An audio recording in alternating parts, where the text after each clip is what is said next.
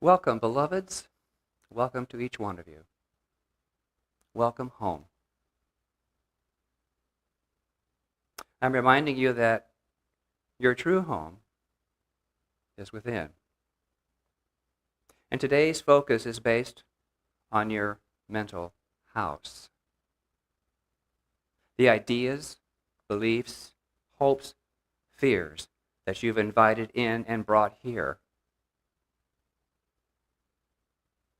And also how to, if you choose, transcend them.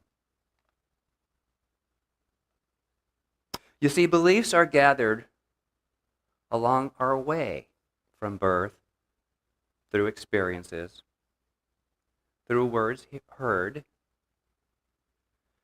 emotions felt, and so forth and so forth. It's as if you're at the supermarket where all the food is marked free.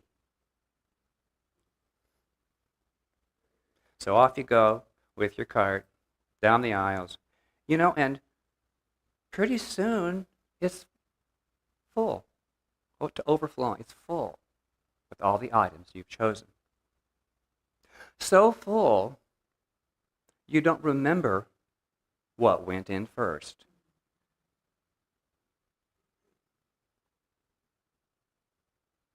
It's that very bottom layer that many times, like the shopping cart, gets lost in all the other stuff. Well, I'm using the shopping cart as a metaphor for your mind and how easy it is to add to it, but not as easy to remove from.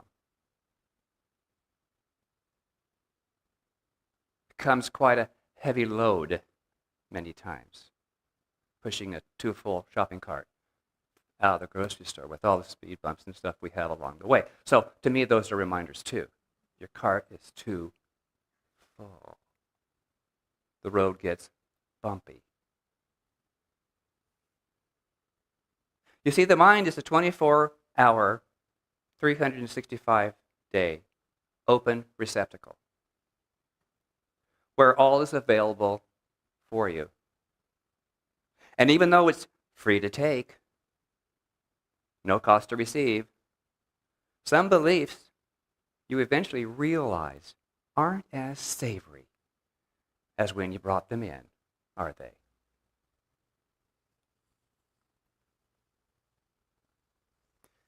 So here's my first disclaimer. The memory of your mind is the storehouse of all your beliefs. It's the memory of your mind. That's the storehouse.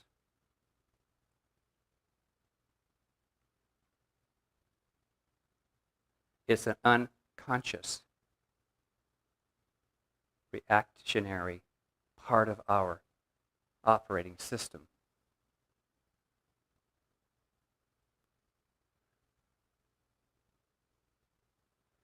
In Science of Mind textbook on page 349, Ernest Holmes writes, and I quote, "Memory must be the storehouse of all ideas that have ever passed through my mind. Memory is active, for my thoughts come back to me. My thought is conscious of my body. My body is operated on by my thought, and it must be operated upon by my memory, since my memory is active."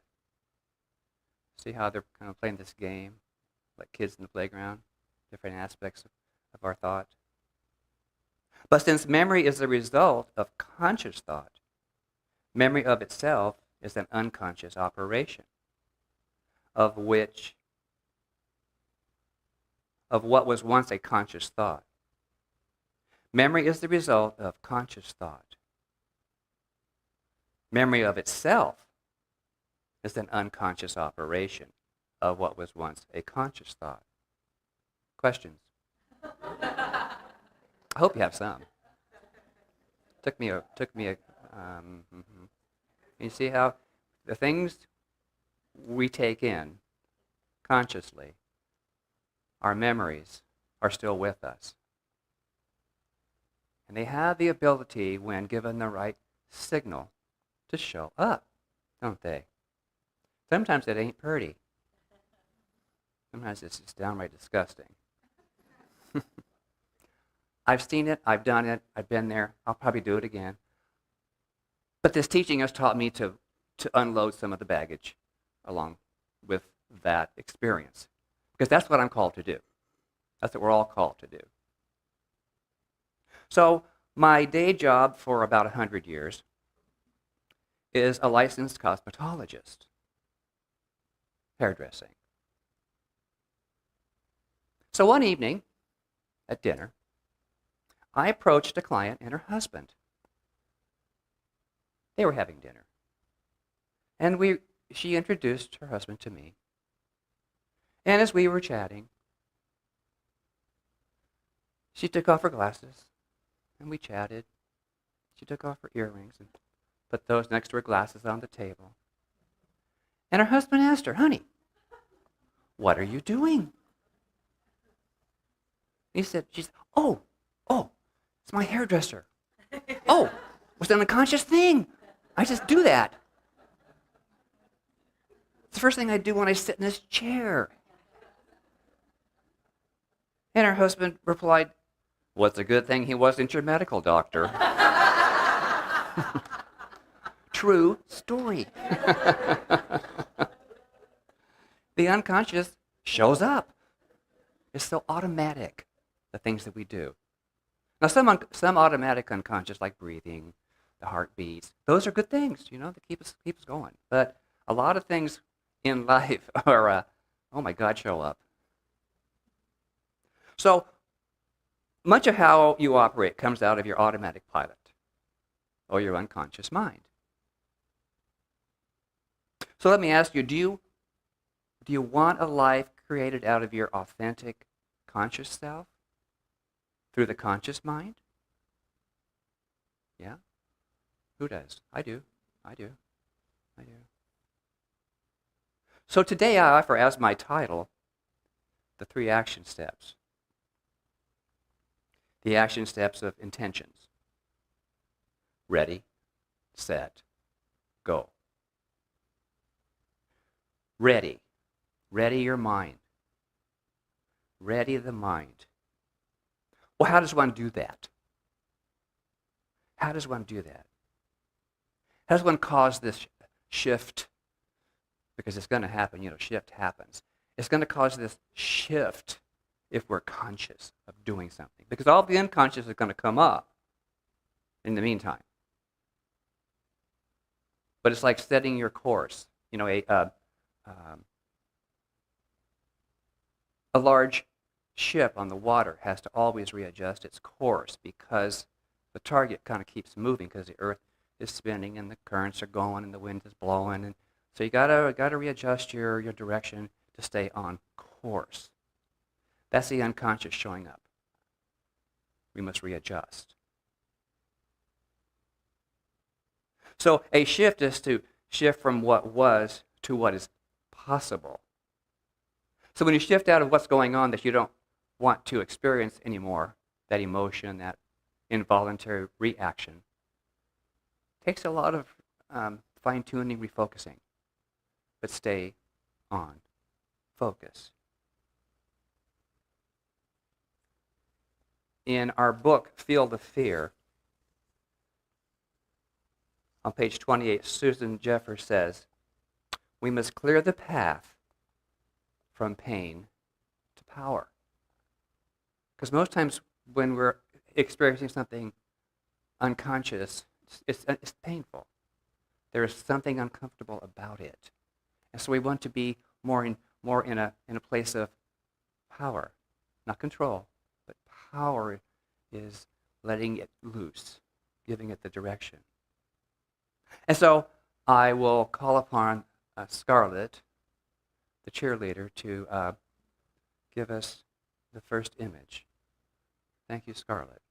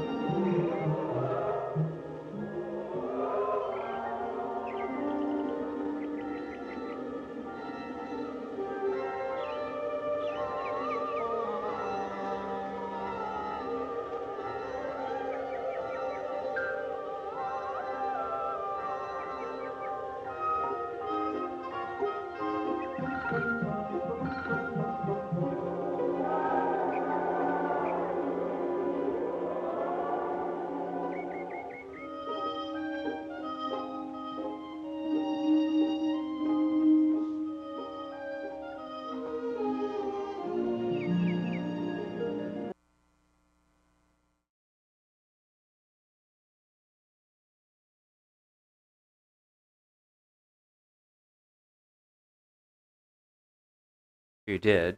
Did you notice the shift from black and white to color?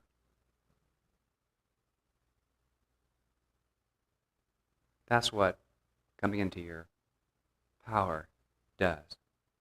Because sometimes we're thrust or forced towards change, like Dorothy was. And it can be painful, and it can be mysterious.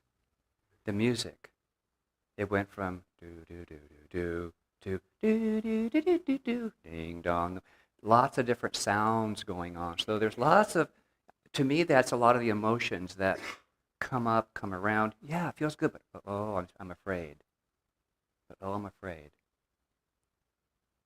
And the pain I'm talking about in life, in our lives, it could be a death that brings all this up. It was for the witch. A lot of stuff was created when she was smacked by that house. Or a move. Many in our communities have experienced getting moved by fire. But it's a moving into the unknown. It's a moving into uncharted territory. And when a call for change happens, there's fear, there's trepidation, and there's a feeling of being many times trapped. Often it's accompanied by other cover-ups like behavior. There could be bullying. There could be harsh words, because that's our unconscious coming up again. Some of us turn away from emotional situations. That was my default. And sometimes a little bit still is, because my parents loved to engage in moments of intense fellowship. So I would shut down. And there's also the shutting down where we just go, whoop, not doing this, not gonna feel that, not gonna feel that. But it takes courage. It takes courage to loosen all those layers of our defaulting beliefs and our defensive behaviors. Who doesn't have one or two of these? Good. We're being human. In Feel the Fear and Do It Anyway, on page 97, it says this. One of the biggest fears that keeps us from moving ahead with our lives is our difficulty in making decisions. And one of his students lamented, "Sometimes I feel like the proverbial donkey between two bales of hay, unable to decide which one I want, and in the meantime, starving to death. Which way do I go? The squirrel in the street. Oops." Well, the irony, of course, is that by not choosing, guess what? We are choosing. We are choosing. We're choosing to starve. It's a broad term, but you get the point. We are choosing to deprive ourselves of what makes life a delicious feast. Video number 2, please.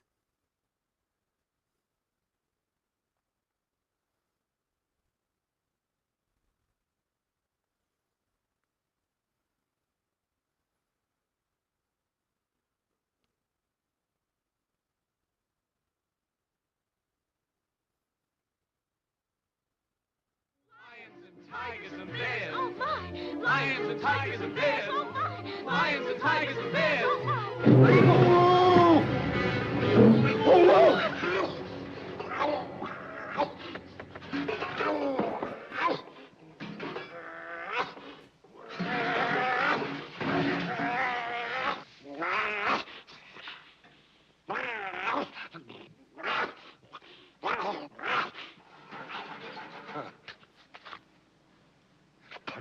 Put 'em up. Which one are you first?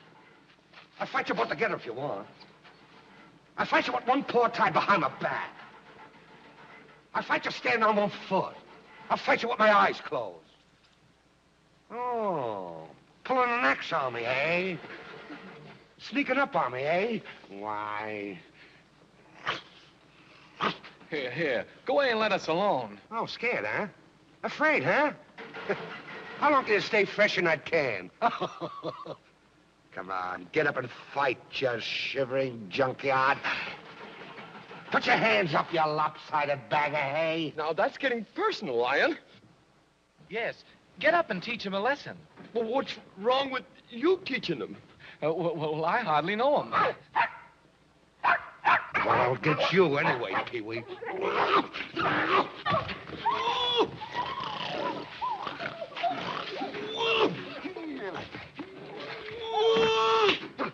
Shame on you. What did you do that for?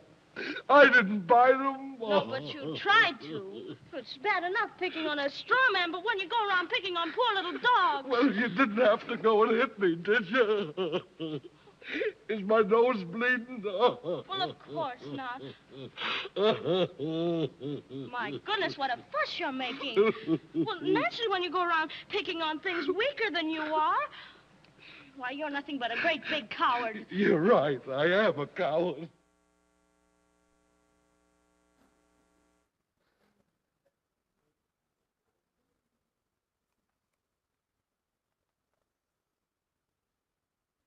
Sometimes we need a good slap in our in our unconscious, don't we? Don't we?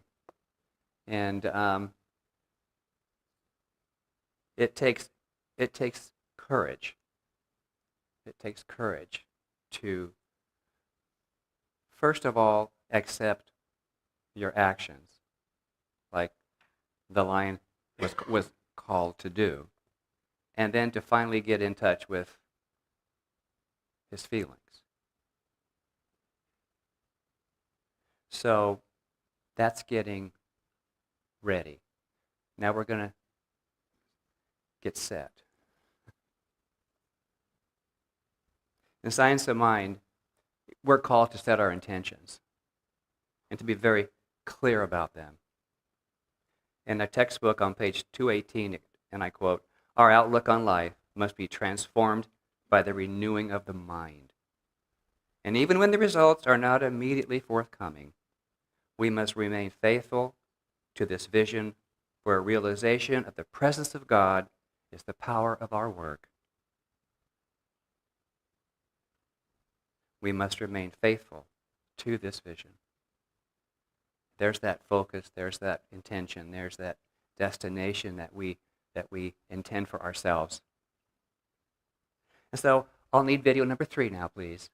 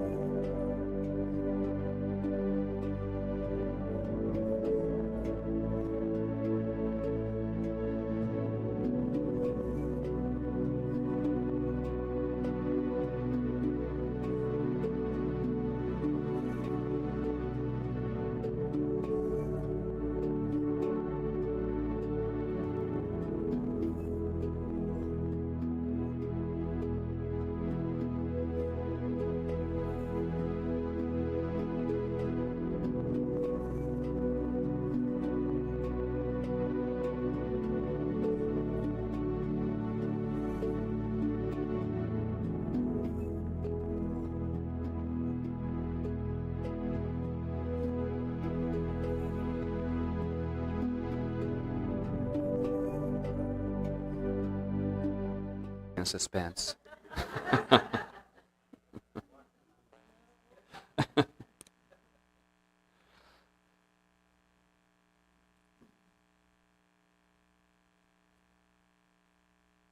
Well, I use all of this because I have kind of a humorous side. Maybe you've noticed, and I use the images all around me because they're around me for a reason.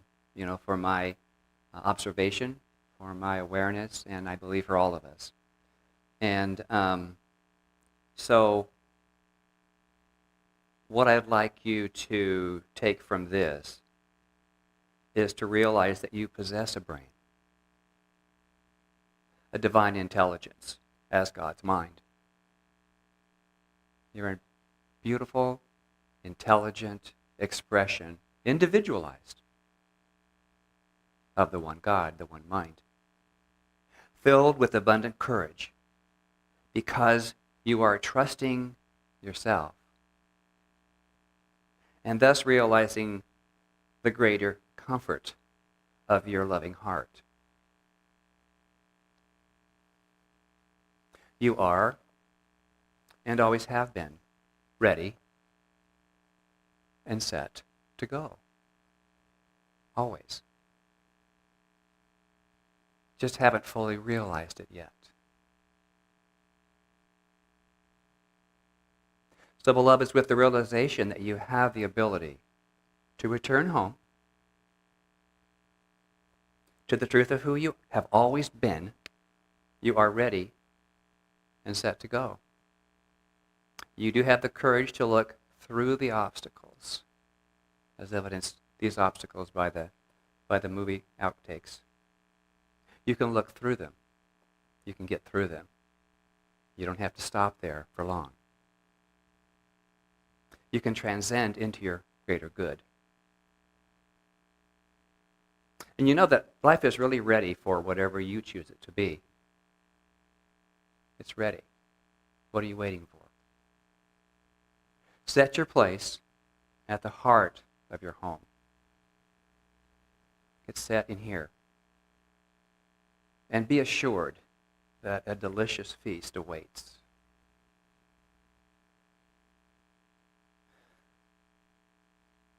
Video number 4, please.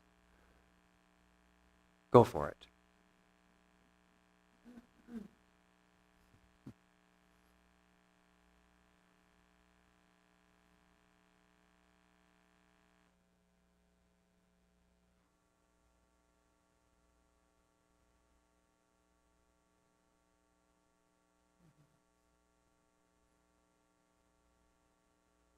Are you ready now? Yes. Say goodbye, Toto. Yes, I'm ready now. Then close your eyes and tap your heels together 3 times.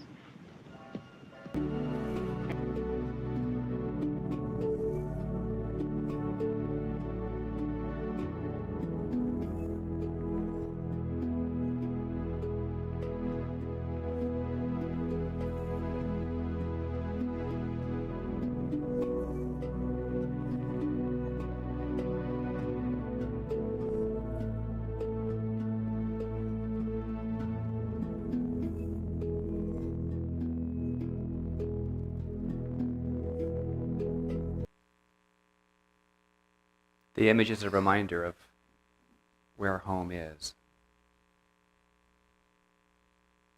So let us say these together as part of the closing, shall we? There's no place like home. Here it is. Here we are. Here I am. And so it is. Namaste. Thank you.